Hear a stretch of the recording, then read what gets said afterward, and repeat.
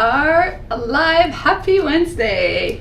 Live on YouTube exclusively for the first time. Yes, thought we'd do something a little different and go. We just created a brand new channel. And if you haven't watched any of our brand new videos designed specifically for YouTube, please make sure to do that afterwards. But before we start, give us a thumbs up and make sure to subscribe below and turn on those notifications as well by hitting the bell so you get notified every time we release a brand new video. So a few side notes here before we get started. You might see, oh, there he is. Oh. You might see Jack come into the picture, come into the picture. He's got his ball and he's playing, so you probably see him now. Yes, he's been quiet all morning, but then the second we go live, I think he thinks we're talking to him, so now he decides he wants to come in the video. Yes. So the joys of bringing our dog to work with us. So yeah. The freedom of real estate to do what you want, and we often bring the kids to the office. We often bring our 2 German Shepherds. Today's just one of them, but yes, exactly. So today I want to talk a little bit, or we are going to be talking a little bit about creative financing, followed up with some Q&A. Yes. Q&A is probably our favorite to do because people will have all sorts of different questions from all throughout North America, and it truly allows us to give back and answer some questions. So we specialize, we are practitioners of creative financing, OPM, other people's money, using all of those to acquire real estate, and meanwhile solely owning all of the real estate that we do have. Yes, so what is creative financing? What is OPM? And how do we do it all? How did we scale our portfolio? Why should you listen to us? Dave and I, we now solely own over 170 units. By the end of this month, we're closing on the final ones. One of them is finalizing today. We're closing today. Yes. There were some things that got bumped back. You know, real estate is it's a moving, living thing where, especially on closing date, things can happen, things get changed. Even after years and years and knowing what we know, sometimes there's still bumps in the road. Because this was supposed to close last Tuesday, and here we are next Wednesday. So over a week. And again, the sellers understand, we understand, such is life. Yeah, absolutely. A little bit of nothing earth-shattering, but yeah, so we're finally... These are bigger purpose builds, so there's more that goes into it and everything as well. But. And we're going to be doing some YouTube videos on these buildings as well. One of them is the oldest building in our city. It used to be a hotel. Yes. It's across from the old train station. So let's say, and I'm not a history person, but let's say when miners or railroad or anything, fur harvesting was big here. So when they used to come into the city, they would get dropped off at the train station, and that was the first and only building in the city. And as of today, this afternoon, it will now be ours. Yeah, super excited. Has apartments, has a little bit of commercial. Has some storage in it, so it's got everything. It's got everything. Love the buildings. So we've been working on these ones for a long time, and we've done it all with creative financing. So what is creative financing? Creative financing is when you buy properties using none of your own money. So there's different ways that you can do that. There's lots of different ways, and that's what we do. And quite often, the key is not just being set on one way, because certain things might work for one lender or one owner, something else might not work for the next. So things like owner financing or vendor take back or seller financing, that's one creative way that you can buy properties using none of your own money. And if you're thinking it can't be done in my state or it can't be done in my province, I am here to be a little bit aggressive and say, yes, it can, because we personally know people in our mentoring program across the United States, across Canada, who are buying properties using their own money through creative financing. Yeah, so this one, let's dive a little bit into this deal and the creative financing that was done. So we utilized mortgage brokers for financing, and I'm trying to think of the loan to value. So I'm not going to have the exact loan to values here, but they got us a first mortgage through a MIC. That is and I'm probably going to butcher this here, it's a mortgage investment company or corporation. So a MIC, a different, the mortgage broker found us a MIC to provide us a first mortgage. Now I think we got 70% loan to value through them. First mortgage, 70% loan to value. Purchase price, we'll talk about in other videos and that. Now, that means that we had to come up with a 30% down payment. And this is where people get hung up because they say, I don't have the money, I can't come up with that money, the institutions won't allow it. Well, I'm here to say, look, we're closing today on a building with over 31 residential. I think there's 7, I forget the makeup of it again. Commercial and then storage. A bunch of storage units yes. as well. There's parking as well. So up to over 50, yeah, 50 or so units. Yes.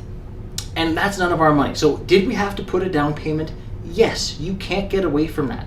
Any real estate you purchase, you'll have to put away, especially if it's an income property, at least 20%. Yes, 25% if it's commercial, right? Yeah, and this one was 30 because they would only go up to 70% loan to value. So now we had to come up with 30%. But the balance does not have to be paid by you. So yes, you do have to come up with that money. However, it does not necessarily mean that you have to use your own money. There's no way that Dave and I could have bought 12 properties in less than 12 months a couple of years ago. There's no way that since buying those properties a few years ago that we could have continued to grow and grow and grow and now solely own over 170 units if it wasn't for creative financing and doing these creative strategies. I had a conversation with the gentleman yesterday, and he was asking, well, why do this? Why should I do creative financing as opposed to using my own money? I can maybe, I make good money. I can maybe buy 2-3 properties every year and kind of recycle it. And I said, well, because yes, you can buy 2 or 3, but I can buy 12, right? And it's how quickly you're able to grow, of course, doing your due diligence and making sure you're buying the right one and making sure you have your exit strategy and all that, of course. But you're able to grow, and you're able to do so without having joint venture partners if that's what you wish to do. That's what Dave and I personally decided to do, is not having any joint ventures. So we solely own our entire portfolio and able to grow because of creative financing, and you can absolutely do the same as well.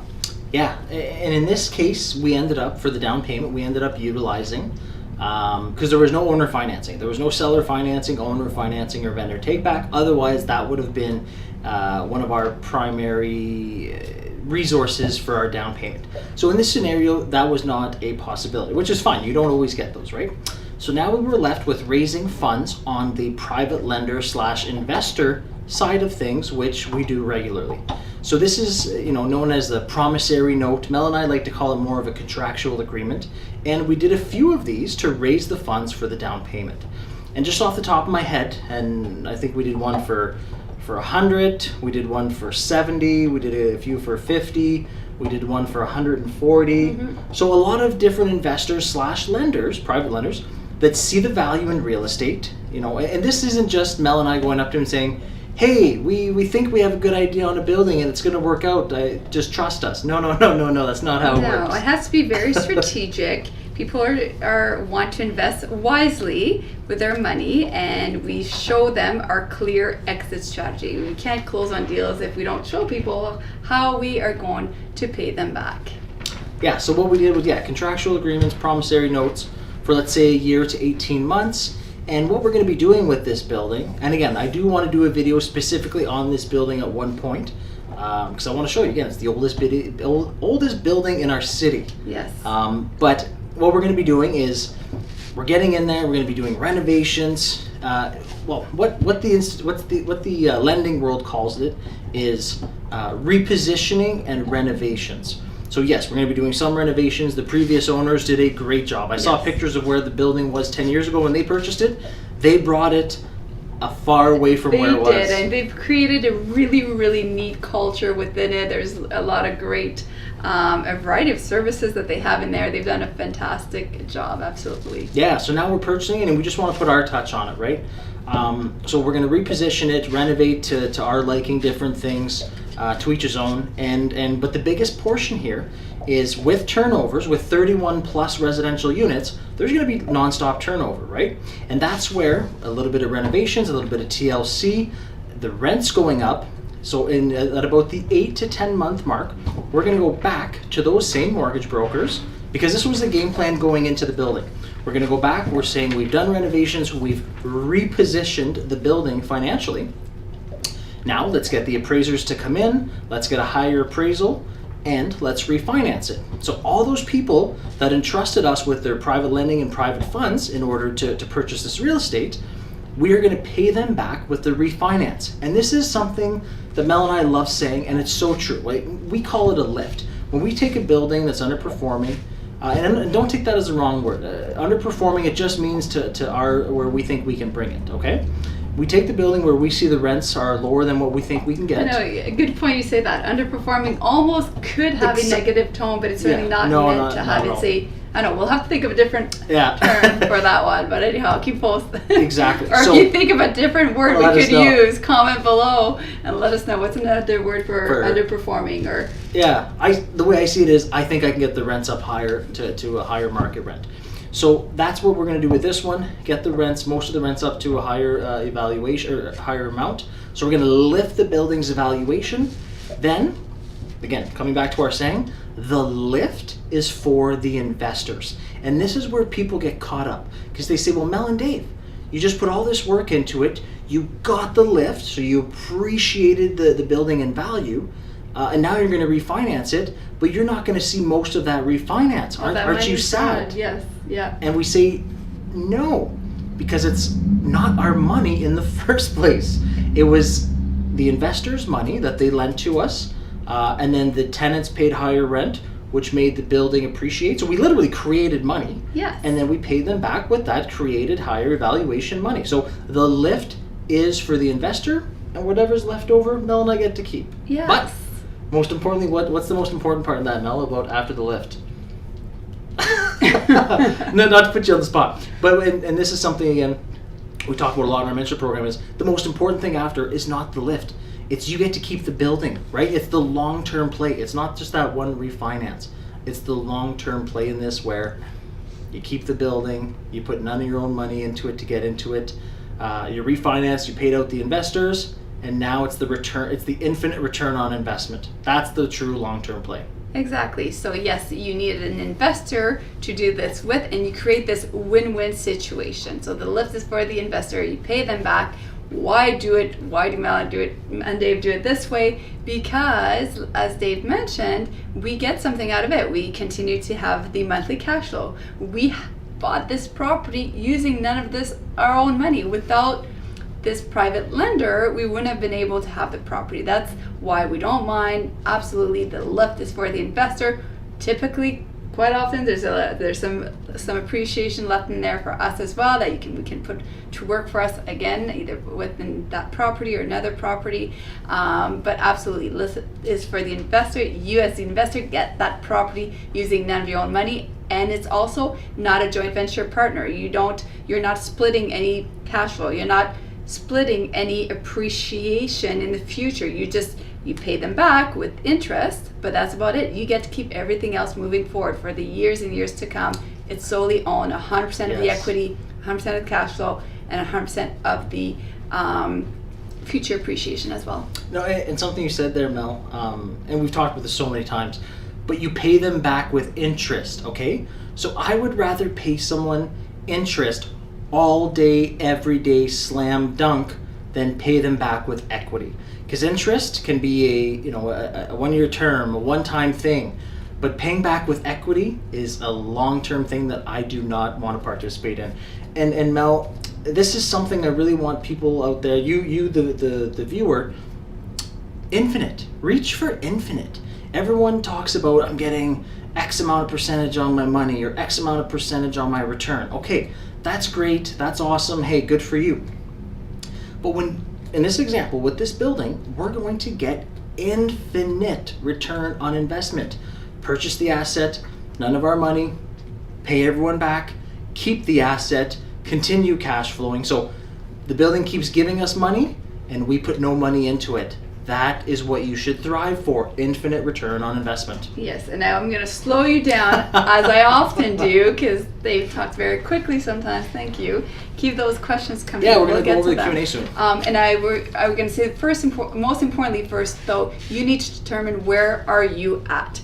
So of course, many of our followers, they are investors like us, they are actively buying, but some of you I know are not looking to buy. You don't want to worry about property management or contracting out the property management or having the property and dealing with banks and dealing with insurance and all that. So step number one is decide which lane do you want to go. Do you want to be the private lender? Then in that case, you want to decide what kind of investment you want to do. Or do you want to do, if you own property before in the past, maybe you're going to do a vendor take back. If you have some liquid funds, maybe you're going to reach out to Mel and Dave and say, hey, let's do some kind of deal, pay me interest, you guys do your thing, I'm just going to sit back, do absolutely nothing, and make money on my money. So also realizing that there are two different lanes.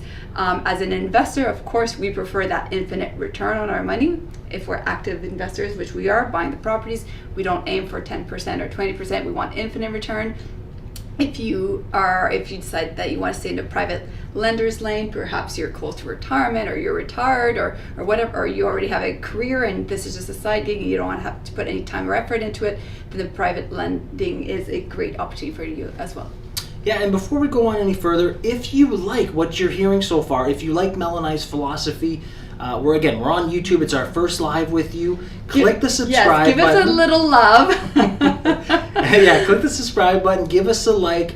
Hit the notification bell so whenever we have videos, we're going to try posting 1, maybe 2 videos a week moving forward. So, soak up our knowledge. We want to give you as much free content as possible. YouTube is a great avenue to do it. So like our page, subscribe, hit the notification. Let's keep going. So that is an example today of a building that we're literally closing on today. It's a very exciting building. It's the biggest that we've done so far with this. The biggest we've done so far. And again, it was done with none of our money. So really, one of the take homes before we get into the Q&A, Mel. Yes. Raphael's given us a pile there. Yes. Before we head into the Q&A, I really want to drive something home to you. Okay. Don't listen to people that tell you this can't be done here. No one does it. That doesn't exist. People in our action group, our mentorship program, the Action Family is what we call it. So our Action Family members are doing this throughout North America, different cities, different towns, different provinces, different states. Hot markets, secondary markets, it doesn't matter. We have people in secondary markets, we have people in California, Texas, Florida, Toronto, Montreal, BC. Exactly. Yes. So, and in secondary markets like we are as well, it can work. So before we go to the Q&A, please remember it works everywhere and anywhere. Awesome. All right, some Q&A, and please continue to ask them questions below. So Mike, afternoon guys. Hello Mike. Checking out the new format. Awesome. Good. And thank you. Thanks, for Mike. being here. Amazing, how exciting. Cool. Thanks, JD. I think it was JD. I can't, yes. I'm looking at Raphael here. All right. Mohammed, hello. Do you only buy properties which needs to be renovated and fixed? So great question. We personally prefer to buy underperforming properties. Now, it doesn't mean they have to be huge flips. Sometimes they are strictly underperforming. Maybe the rents are low. Sometimes they just need a little bit of TLC, maybe a new countertop or paint. And we've also done it where it's a complete flip, like it's completely gutted. We have to put money into it. And now often we get the question, well, how do you come up with that money especially if it is a flip or you have to put a lot of money into it? It depends. Sometimes if it's just a little bit of money, we'll use our own money. This is why I love using other people's money to fund the deals, so that way I still have my money to put into the renovations. If it's a huge flip, so for example, we have a triplex, or it's a bank repo, gutted, had to put a significant amount into it, in that case, we could do either a private lending, private funds, for example, Promissory Note. Yeah, and the reason why we do that, just so you're wondering, why do we buy properties that we think will need some work? If you buy a building that's already at its peak performance, you can't lift it any further. So when using other people's money, if you can't lift it any further, how are you going to increase the evaluation to get the refinance to pay out the investor? So that's very important. If you're using OPM, it kind of limits you to buying those buildings where you can lift the appreciation. Yes. JD, what's the most amount of private lenders you've had on one deal? The amount of private lenders that we've had. And probably, and I don't want to give too many, but probably these upcoming deals, because there was no owner financing, so a lot of it had to be OPM with private lenders. So we can range sometimes from having the owner itself holding the entire second mortgage. So there could be just the first bank and the second mortgage, or sorry, the owner in the second, so two. We've had some where there's multiple people that have smaller pools of money that divvy up, adding up to that down payment, right? Like let's use an example, and I'm not saying these buildings, but let's just use an easy example. So we've had a few different scenarios where we've had a few different lenders, but let's say you need $200,000 on your down payment, and you open up a pool to investors and lenders, and they each have $50K, right? Their risk tolerance says, I want to invest $50K into this project, and now you need to find another three, right? So 50 times 4, that adds up to the 200. So I wouldn't, we've had we've had multiple investors on different projects, but I would look at it more as, and I know you're just asking, but I'm just talking to everyone else there too. Look at it more as how much funds you need to raise, how much interest can you afford to pay on this particular deal, right? What can the deal support? Sustain, support debt-wise, and then if it makes sense, raise the funds and just make sure that you know how you're going to pay them back before you touch a cent of other people's money. Yeah, absolutely. What happens if market crashes while doing renos and lift amount doesn't pay everyone out? What's the suggestion? Yeah, and that's JD? Yes. Yeah, great question, JD. And this is where it comes with experience, okay? So like, let's say these big projects right now that we're doing, I wouldn't tackle this on my first one. Like these are millions of dollars of buildings that we're purchasing, okay? Now, if this is your first time, and hey, we've been there, we've done that, right? We used to tackle $100,000 duplex or $200,000 duplexes. So it's a different ball game, but it's all relative and it's all into perspective. So let's say something happens, the market dips, you don't get the appreciation that you wanted, you don't get the lift that you wanted. There's a lot of different plans out there. So when we do our, because we stress test ourselves before we even bring it to the bank, right? We underwrite the deal. We look at our global portfolio, so our entire portfolio, and we do a stress test and we make sure to underwrite it. What happens if this deal goes sideways? We didn't get the lift we wanted, the institutions won't give us the loan to value that we're looking for. What do? We have plan A, B, C, D, E. And I'm not going to give you all of them, but this includes what equity do you have in other buildings? What reserve funds do you have? The reserve funds is important because you're not using your own money to buy the buildings. Now you have those reserve funds that other people would otherwise use as their down payment, okay? So that's one as well. And then even the extension of loans, right? Lenders understand that sometimes the markets dip. Most lenders will extend if you have a game plan, but doing these stress tests on yourself, and I suggest this with anyone, whether you're buying a single family dwelling, a condo, an apartment, a duplex, or 100 units. Look at your overall portfolio before getting into these deals, and then see if you will be able to weather a storm, and if your portfolio can help support other buildings in times of need. Yes, absolutely, and always adjust as well, right? So if you're predicting that maybe interest rate's going to go up, right? So take that into calculations when doing your cash flow analysis. So that way, we always play around with numbers. This how it is. What if the interest rates go up in a couple of years? Okay, let's see how the building will be performing. So play around with your numbers, and always have that extra cushion, of course, so that way you're always prepared and have that backup plan B and C as well. Yeah, insulate yourself. What did you get, or where did you get the money to do the renovations? And I guess I kind of touched on that earlier. Essentially, I get the money from sometimes we use our own money, if it's just a small amount.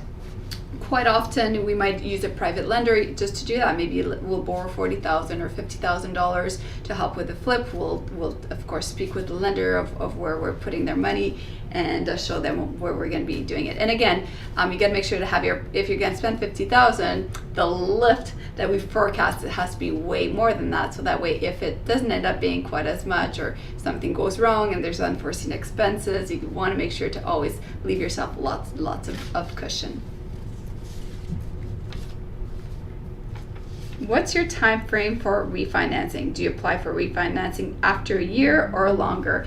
And great question, Mohammed. And this depends honestly on what is your project. So if I'm doing a complete gut job and a flip, I know that I'll probably be able to refinance faster, because in this case, I also want to get my tenants in faster than usual. So in that case, yes, it would be less than a year. The majority of the time it ends up being more than 1 year. And again, a lot of that is to always leave myself that cushion. And the key thing here is that if you're going to use other people's money, let's say you predict that, we use our matrix, it shows us the building today, how it's performing. On the other side, it shows us our exit strategy and how we're going to get that lift, and we show that to lenders. If we're predicting we can do that in 3 years, I'm probably not going to go for a 3-year term. I'm going to push for longer, because I never want to be in a situation that something happens and I need a little bit more time and I have to pay them back and I'm not able to. So always, whatever you predict your time is, if you predict 3 years, go for 5 years. And if you repay them early, awesome, they're going to be happy. We love repaying our lenders early, those who want to be repaid early. Some of them don't. In that case, of course, we work with them as well. And the major thing that the institutions will be looking at, usually the shortest is 6 months or so, right? But the major thing they will be looking, and we mentioned it earlier in the video, was renovations and repositioning of the asset. Okay, so when you purchase that income property, the asset, if you're going back to the bank 6 months down the road, what have you done, right? If you haven't done anything, they're going to say, well, the asset hasn't been renovated or it hasn't been repositioned.